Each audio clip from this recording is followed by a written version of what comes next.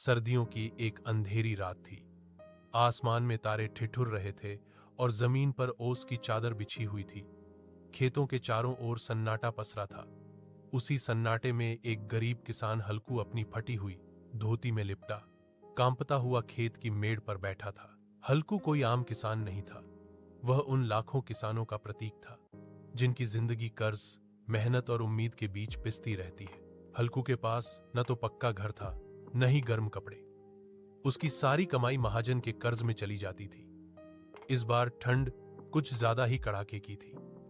खेत में खड़ी फसल को नीलगायों से बचाने के लिए रात भर जागना जरूरी था। सीन एक घर के अंदर। हल्कू की पत्नी मुन्नी मिट्टी के चूल्हे के पास बैठी थी। चूल्हे में आग धीमी पड़ चुकी थी। मुन्नी बोली, इस बार तो कम से कम एक कंबल ले आओ।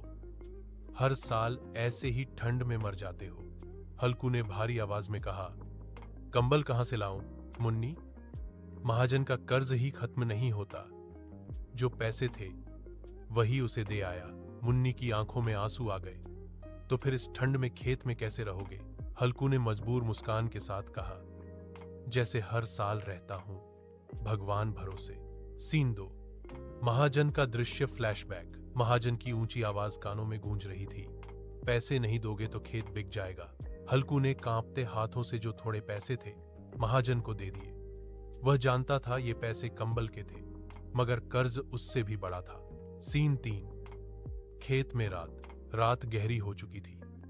ठंडी हवा हड्डियां चीर रही थी।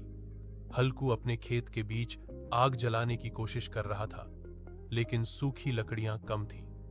आग बुझ जाती फिर सुलगती। उसका वफादार कुत्ता जबरा पास ही बैठा था, ठंड से सिकुड़ा हुआ।